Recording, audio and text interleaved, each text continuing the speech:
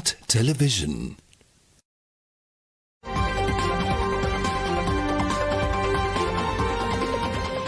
Coming up, State of Business, sponsored by SLT Mobitel Fiber.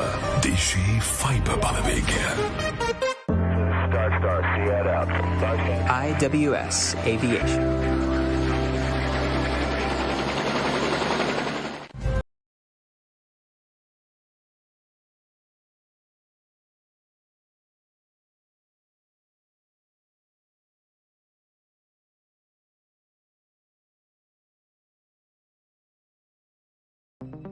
Very good evening. Welcome to the State of Business on our television.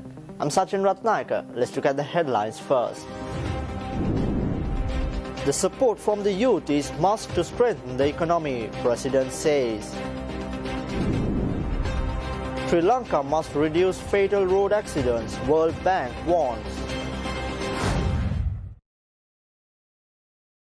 News in detail. President Gotabaya Rajapaksa declared that the revolutionary change he promised in the Vistas of Prosperity and Splendor policy statement would be achieved. The president also urged youth to join with him to bring about far-reaching economic transformation, addressing a gathering to declare open 1,500 completed roads at the Mandadua Stadium on Saturday. අපි සෞභාග්‍ය දැක්මේ ඉදිරිපත් කර තිබෙන ඒ විප්ලවීය වෙනස කරනවා. මම බලයට පත් වුණු වෙලාවේ තරුණයන් ඉදිරියට ඇවිල්ලා අර තාප්පවල චිත්‍ර ඇඳා පුරන් වෙලා තිබුණු කුඹුරු වගා කළා. මම ඔවුන්ට නැවත ආරාධනය කරනවා. මේ රජය අපිව විශ්වාස කළා නැවතත් ඉදිරියට එන්න. මේ කුඹුරු ගොවිතැන් කරන්න බය වෙන්න එපා. මේක විශාල වෙනසක් එක පිටම පොහොර වෙනස් කිරීම. අපි බලමු. අපිට පුළුවන් නම් මේක කරන්න අපේ රටේ ව්‍යවසායකයන් ඇති කරන්නට පුළුවන්, පර්යේෂණ පවත්වන්නට පුළුවන්. අපිට ඒක කරන්න පුළුවන් නම් අපිට කියන්නට පුළුවන් මේක පළවෙනි රට ලෝකේ මේක කරපු. ඒක වෙනුවෙන් අපිට වැඩියෙන් සංචාරකයන් ගෙන්න ගන්නට පුළුවන්. අපේ මේ ආහාර පිටරට යවන්න අවලා හොඳ විදේශ විනිමයක් ගන්නට පුළුවන්. මේක අභියෝගයක්. President Gotabaya Rajapaksa also asserted that due to COVID-19, the tourism industry, which earned close to $5 billion had collapsed, and it has affected all, including street vendors who sold king coconut. He also pointed out that the adverse economic impact done on the country's economy is huge, and all have to get together to strengthen the economy of the country. COVID වසංගතය නිසා හාමුදුරනි මේ රටේ dollar බිලියන 5ක විදේශ විනිමයක් ගෙනාපු සංචාරක අංශය සම්පූර්ණයෙන්ම බිඳුව දක්වා වැටුණා. බොහන්සේලාට තේරුම් ගන්න පුළුවන් අපි වැනි කුඩා ආර්ථිකයක් තියෙන රටක ඩොලර් බිලියන 5ක් අපි නැති වුණාම කොපමණ බලපෑමක් ආර්ථිකයට ඇති වෙනවද කියලා. එපමණක් නෙවෙයි මිලියන 3කටත් 4කටත් ප්‍රමාණයක් සංචාරක කර්මාන්තයෙන් යැපුණා. ඉහළම මණ්ඩපේ හෝටල් වල ඉඳලා තැමිලි ගෙඩිය විකුණන මිනිහා දක්වා මිලියන 3කට වඩා ජනතාවක් එකෙන් යැපුණා. ඒ අයගේ ආදායම සම්පූර්ණයෙන්ම කඩා වැටුණා. අපි රට වහනකොට මේ කුඩා තැනක තියෙන කඩයක් කරන ව්‍යාපාරිකයෙක් ඉඳලා ඉහළ ව්‍යාපාරිකයෙක් දක්වාම ආර්ථිකය කඩා වැටෙනවා. මෙන්න මෙවැනි තත්ත්වයක් යටතේ අපි මුල් කාලේදී මේ ඇඟලුම් කර්මාන්ත වහපු නිසා අපේ අපනායන ආදායම නැති වෙලා ගියා. දැන් අපි ඒක නැවත හදාගෙන තිබෙනවා. Prime Minister Mahinda Rajapaksa said that foundation for the rural development is assuring a good road network, and the government is engaged in the process. Prime Minister Rajapaksa made these observations at the ceremony to declare open 1,500 completed roads last weekend. ගම හැදෙන්න පාරවල් ඕන. ගම නැගුණොත් තමයි රට නැගෙන්නේ. ඒක තමයි ගෝඨාභය රාජපක්ෂ මහතාගේ න්‍යාය. ඒ නිසා මාර්ග සංවර්ධනයේ සමගාමීව ග්‍රාමීය ජනතාවගේ ආර්ථිකය නගා සිටුව හැකි වැඩපිළිවෙල සම්බන්ධයෙන්ද රාජ්‍ය අවධානය යොමු කර තිබෙන බව ඔබට සීකලපත් කරන්න ඕන. 2004 අපි මගනැගුම හදලා ගමේ පාරවල් හදන්න පටන් ගත්තා. එම ව්‍යාපෘති කඩිනමින් සාර්ථකව අවසන් කළේ ග්‍රාමීය ජනතාවගේ ශ්‍රමය හා කැපවීම නිසා. ඒ පටන් ගත්ත මාර්ග සංවර්ධනයේ මගින් ප්‍රධාන මාර්ගත් හැදුණා. ඒ වගේම අධිවේගී මාර්ග ඉදි කරන්න පටන් ගත්තා අපි. දක්ෂිණ අධිවේගී මාර්ගය, කටුනායක අධිවේගී මාර්ගය අපි රටට උරුම කරලා දීලා තියෙනවා. රුවන්පුර අධිවේගී මාර්ගය දැන් වැඩ පටන් ගන්න තියෙන්නේ. මහනුවරට යන අධිවේගී මාර්ගය ඉදි කිරීම අපි කඩිනම් කළා. ළඟදීම කුළුණුමතින් ඉදි වුණු නව කැලණි පාලම අපි ජනතා අයිතියට පත් කරනවා.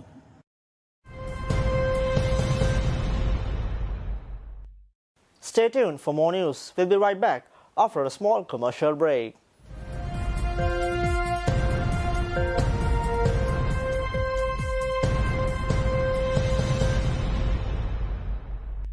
Connect with SLT Rainbow Pages, your true local search. Antarjala fiber samagin balakan වෙන තැන ඉස්සර වගේ නෙවෙයි දැන්. ශ්‍රී ලංකාවේ ප්‍රථම වේගවත්ම සහ පුළුල්ම ප්‍රීමියම් ෆයිබර් අන්තර්ජාලය SLT Mobitel Fiber. දේශීය fibre Balawegaya.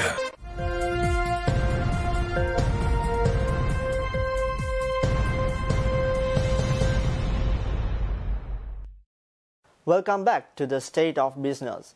World Bank states that Sri Lanka will need additional $2 billion in the next 10 years to reduce road fatalities by 50%. Releasing a feature story last week, World Bank stated that the estimated annual road crash deaths per capita in Sri Lanka is the highest among its immediate neighbors in South Asia. World Bank stated that it is estimated that Sri Lanka will require an additional investment of almost $2 billion over the coming decade if it is to achieve the Sustainable Development Goal 3.6 target of a 50% reduction in national road crash fatalities.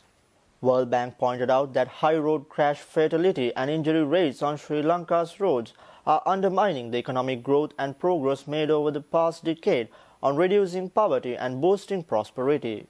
Available data shows an average of 38,000 crashes annually in Sri Lanka, resulting in around 3,000 deaths and 8,000 serious injuries, while Sri Lanka's estimated annual road crash deaths per capita is the highest among its immediate neighbors in South Asia. Furthermore, World Bank stressed that this situation is exacerbated by the rapid growth in vehicle ownership and the diversity of motorized and non-motorized traffic of varying sizes and speeds. The report also adds that most of the road users do not have adequate protection, as well as more than 90% of crash victims happen to be pedestrians, cyclists and motorcyclists. Meanwhile, World Bank proposed some initiatives to change this situation, such as strengthening safe infrastructure design to ensure the protection of all road users and inclusion of roadside communities. Establishing robust vehicle and driver licensing systems that are accessible by law enforcement agencies and regulatory authorities before the full power of safety compliance regimes can be exercised was also proposed.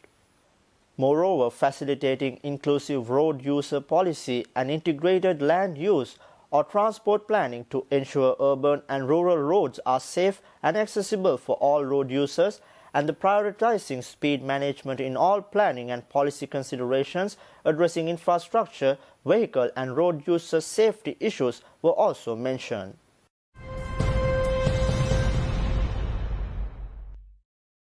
Air France has started flying to Sri Lanka's capital Colombo from Paris 3 times a week from this month as Sri Lanka opens for tourism in post-coronavirus period. The flight AF 268 will depart Colombo at 12:40 p.m. every Tuesday, Friday and Sunday and land in Charles de Gaulle Airport at 7:20 p.m. from local time. Air France will depart Paris on Mondays, Thursdays and Saturdays and arrive in Colombo via the Maldives at 11:10 a.m. Air France General Manager for the Indian subcontinent, Jean-Noël Rault, said that the connection of Air France and Colombo dates back to the 1950s with the route Paris, Rome, Cairo, Bahrain, Karachi, Colombo, Bangkok, Saigon, operated by its sister company UTA.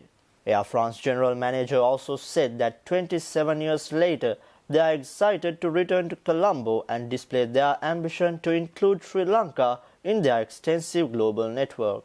The courier will deploy Boeing 787-9 aircraft with 30 business class, 21 premium economy and 229 economy class seats. Welcoming the resumption Paris-Colombo flights, Ambassador of France to Sri Lanka Eric Lavatu said that they expected and planned the direct and frequent relations with Sri Lanka. As part of its commercial policy, Air France is currently offering fully modifiable tickets for travel until the 31st of March 2022. Customers also can modify their reservations free of charge or request a refundable credit voucher if they no longer wish to travel.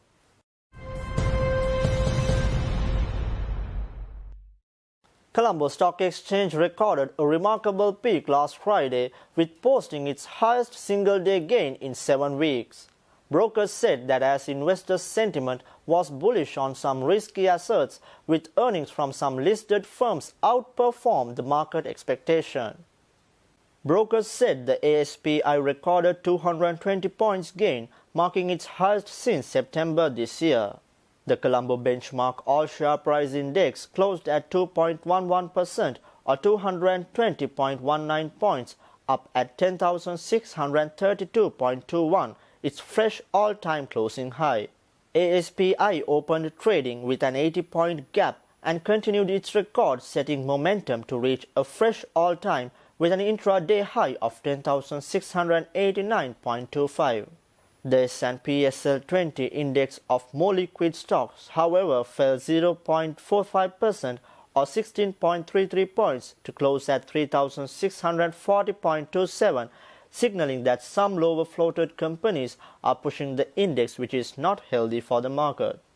Brokers said despite being the first company on the exchange to record 500 billion rupees in market capitalization, CLC maintains a thin public float of just 0.25% of its shares outstanding.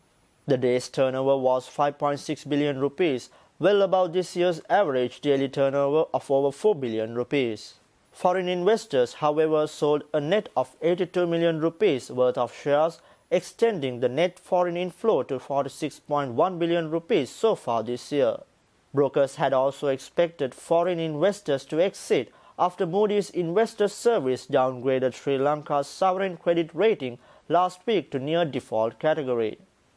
Apart from commercial leasing, LOLC Development Finance contributed 43 points, followed by LOLC Holdings contributing 26 points and LOLC Finance contributing 24 points. Commercial leasing and finance closed 19.15%, up at 84.90 rupees a share.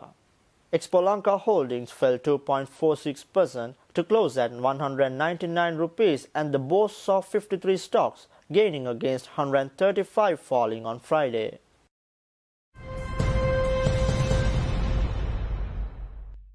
Stay tuned for stock updates. We'll be right back after a small commercial break.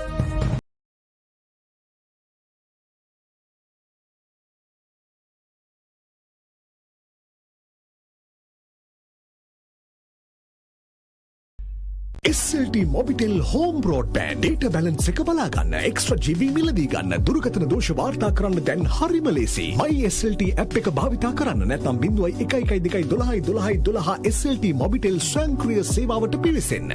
Connect with SLT Rainbow Pages, your true local search.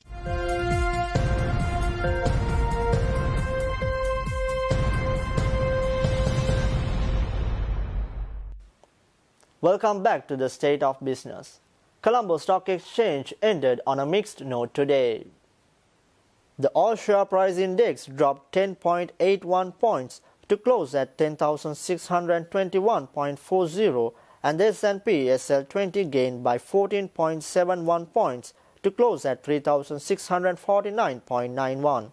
The turnover was 8.2 billion rupees and over 375 million shares were traded. Coming up next with foreign exchange rates.